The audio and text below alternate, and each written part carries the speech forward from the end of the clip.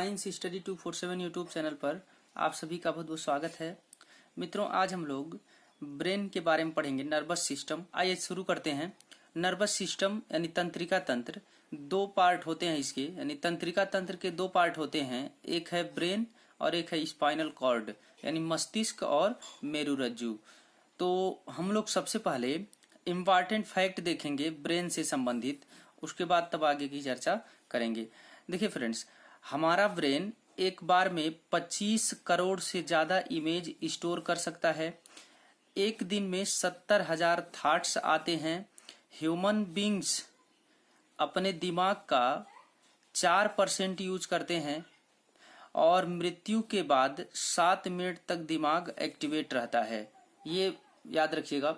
दिमाग को fattest argon यानी वसीय तंत्र कहते हैं, इसको ध्यान में रखिएगा। चाइल्ड में ब्रेन का वजन 300 से 400 ग्राम होता है, लेकिन एडल्ट यानी वयस्क के ब्रेन का वजन मेल में 1450 ग्राम और फीमेल में 1350 ग्राम होता है। पूरे शरीर के भार का 2% होता है, यानी 2% ऑफ टोटल बॉडी वेट। अगर ह्यूमन के मस्तिष्क का औसत भार देखें तो ये 1400 ग्राम होता है, इसको ध्यान में रखिएगा। हमारे ब्रेन में सबसे ज्यादा मिनरल्स यानी खनिज सोडियम पाया जाता है। ब्रेन में वाटर 75% में होता है। शरीर में पानी की कुल मात्रा का 75%।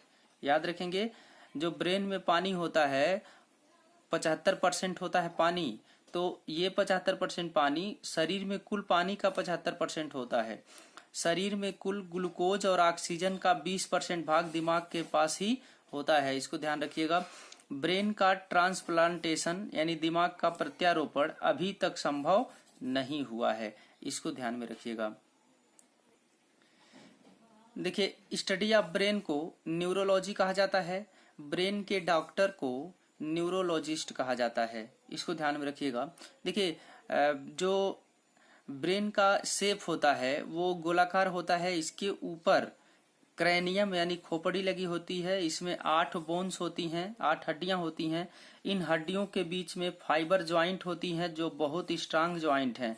और एक नोट पॉइंट याद रखेंगे, क्रेनियम के अंदर 1.5 से 2 लीटर ब्लड होता है, यानी 1.5 से 2 लीटर खून होता है।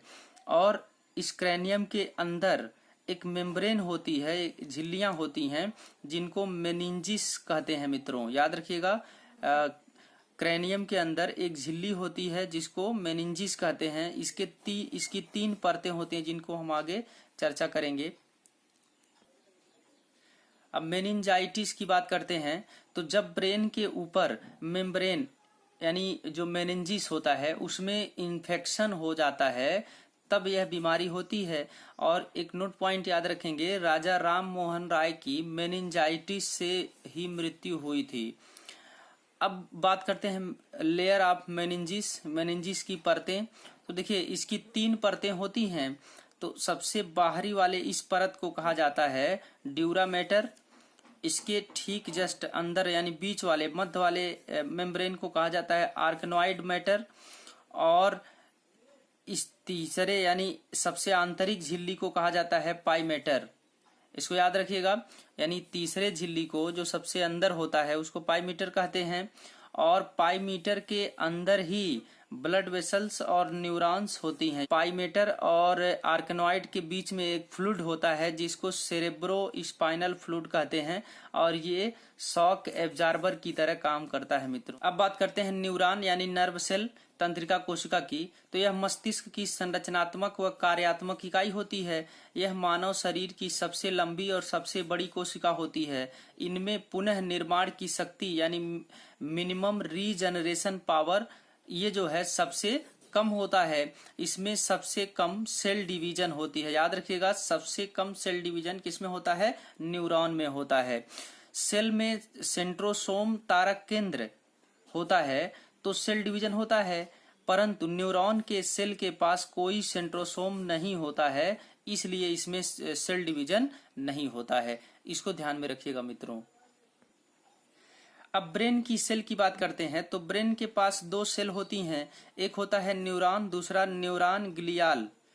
न्यूरॉन होता है 90% में और न्यूरॉन ग्लियाल होता है 10%। न्यूरॉन के पास सेंट्रोसोम नहीं होता है, लेकिन न्यूरॉन ग्लियाल के पास सेंट्रोसोम होता है। तो जब कभी न्यूरॉन ग्लियाल सेल में बहुत जल्दी जल्दी सेल डिवीजन होती है तो एक साथ इकट्ठा होकर गांठ बना लेती है, तो एक बीमारी होती है जिसको हम कहते हैं ब्रेन ट्यूमर। याद रखिएगा, ये जो है brain tumour neuron glial cell में बहुत जल्दी जल्दी सेल डिवीजन होने के कारण गांठ बन जाता है और उसी गांठ वाले बीमारी को कहा जाता है ब्रेन ट्यूमर। एक नोट पॉइंट याद रखेंगे, total amount of neuron in human body, यानी मानव शरीर में कुल न्यूरॉन की संख्या होती है 100 बिलियन, लेकिन माइंड यूज करता है केवल 10 बिलियन को, ये याद रखिएगा। अब हम लोग पढ़ते हैं ब्रेन के बारे में। तो ब्रेन के 3 पार्ट होते हैं मित्रों। ब्रेन ये जो है फोर ब्रेन, अग्र मस्तिष्क, मिड ब्रेन, मध्य मस्तिष्क, हिंड ब्रेन, पश्च मस्तिष्क। अब जो फोर ब्रेन होता है यानी अग्र मस्तिष्क होता है वो सबसे बड़ा होता है, मध्य मस्तिष्क जो होता है वो सबसे छोटा होता है। तो याद रखेंगे आकार के क्रम में फोर ब्रेन सबसे बड़ा, उससे छोटा हिंड ब्रेन, उस सबसे छोटा मिड ब्रेन। इसको याद रखिएगा, कई बार एग्जाम में पूछा हुआ है ये, तो इसको ध्यान में रखिएगा। सबसे पहले हम लोग हिंड ब्रेन यानी पश्च मस्तिष्क की बात करेंगे। तो देखिए पश्च मस्तिष्क के 3 पार्ट होते हैं, सेरेबेलम यानी अनुमस्तिष्क, मेडुला ऑब्लोंगेटा और पॉन्स वेरोलाई, यानी 3 पार्ट होते हैं इसके, सेरेबेलम, मेडुला ऑब्लोंगेटा और पॉन्स वेरोलाई। अब देखिए मेडुला ऑब्लोंगेटा और पॉन्स वेरोलाई, इन दोनों को एक साथ ब्रेन स्टेम कहा जाता है, यानी दिमाग की पूंछ कहा जाता है। इसको ध्यान में रखिएगा। अब देखिए सेरेबेलम अनुमस्तिष्क, तो इसके 2 नाम होते हैं, लिटिल ब्रेन जिसको छोटा दिमाग कहते हैं, जीवन का पेड़ ट्री ऑफ लाइफ इसको कहा जाता है। इसको ध्यान में रखिएगा। अब बात करते हैं फंक्शन ऑफ सेरेबेलम। सेरेबेलम के कार्य, तो ये बॉडी बैलेंसिंग बनाता है, यानी इसका काम बॉडी बैलेंसिंग बनाना यानी शरीर को संतुलित बनाना है, मसल्स मूवमेंट में सहायता करना है यानी पेशीय संकुचन में सहायक, और स्पीकिंग पावर यानी बोलने की क्षमता को कंट्रोल करना है। अब व्यक्ति जब अल्कोहल पी लेता है तो अल्कोहल जो है सेरेबेलम पर इफेक्ट डालता है। याद रखेंगे, ज्यादा अल्कोहल लेने से सेरेबेलम और थैलेमस प्रभावित होता है। इसको ध्यान में रखिएगा। अब बात करते हैं मेडुला ऑब्लोंगेटा का। तो यह बायोलॉजिकल रिएक्शन यानी जैविक क्रियाओं को नियंत्रित करती है।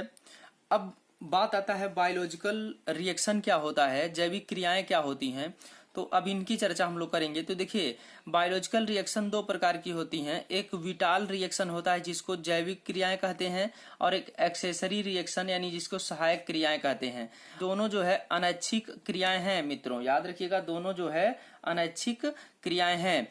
देखिए विटाल रिएक्शन में क्या होता है, इनकी अनुपस्थिति से शरीर की मृत्यु हो जाती है। एग्जाम्पल है रेस्पिरेशन प्रोसेस श्वसन प्रक्रिया, डाइजेशन प्रोसेस पाचन क्रिया, एक्सक्रेटरी प्रोसेस उत्सर्जन क्रिया, हार्ट बीट यानी हृदय की धड़कन, ब्लड सर्कुलेशन यानी रुधिर परिसंचरण। इनके बिना तो मनुष्य जी ही नहीं पाएगा, यानी इनके बिना मनुष्य का जीवन संभव नहीं है, यानी ये नहीं है तो मनुष्य जिंदा नहीं रह सकता है। इसीलिए कहा गया इनकी अनुपस्थिति से शरीर की मृत्यु हो जाती है। लेकिन जो एक्सेसरी रिएक्शन है इसकी अनुपस्थिति में बॉडी का डेथ नहीं होता है। अब इसके एग्जाम्पल कौन है, यानी एक्सेसरी रिएक्शन में कौन कौन आते हैं, हिचकी आना, छींकना, जुकाम एवं खांसी, खराटे लेना, डकारें लेना, उबासी लेना, आंखों का झपकना आदि इसके एग्जाम्पल हो गए। अब बात करते हैं जो ये विटाल रिएक्शन है इनके जो एग्जाम्पल्स हैं इनको कंट्रोल कौन करता है, तो इन सभी को मेडुला ऑब्लोंगेटा कंट्रोल करता है, और इन सभी को भी मेडुला ऑब्लोंगेटा ही कंट्रोल करता है। इसको ध्यान में रखिएगा मित्रों।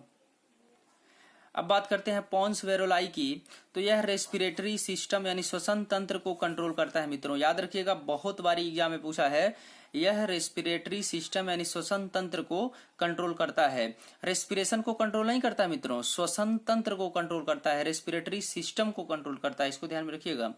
और मिड ब्रेन यानी मध्य मस्तिष्क की बात करते हैं तो यह सेंसरी आर्गन्स यानी संवेदी अंग को कंट्रोल करता है। वो भी कौन से संवेदी अंग को कंट्रोल करता है, अब इसको ध्यान में रखिएगा। ये आई और ईयर यानी आंख और कान, इन 2 सेंसरी आर्गन यानी संवेदी अंग को कंट्रोल करता है, और जो है बाकी को ये कंट्रोल नहीं करता है। अब बाकी तीनों को अगला आर्गन कंट्रोल करेगा, आगे चर्चा करेंगे उसकी। और एक देखिए जो सेंसरी आर्गन है आई, ईयर, नोज, टंग, स्किन, तो स्किन जो है लार्जेस्ट सेंसरी आर्गन है, यानी सबसे बड़ी संवेदी अंग है। दूसरे पॉइंट की चर्चा करें तो ये लार्जेस्ट आउटर आर्गन है, यानी सबसे बड़ा बाह्य अंग है मित्रों, इसको ध्यान में रखिएगा। तो मित्रों ये नर्वस सिस्टम का पहला पार्ट है। आगे हम लोग इसके सेकंड पार्ट की चर्चा करेंगे और सेकंड पार्ट में नर्वस सिस्टम खत्म हो जाएगा। तो उम्मीद करते हैं ये क्लास आपको पसंद आया होगा। अगर क्लास पसंद आ रहा है तो लाइक शेयर सब्सक्राइब करते रहें, बेल आइकन को दबा लें ताकि आने वाले वीडियो के नोटिफिकेशन आप तक पहुंच सकें। मिलते हैं अगले वीडियो में, तब तक के लिए बहुत बहुत धन्यवाद।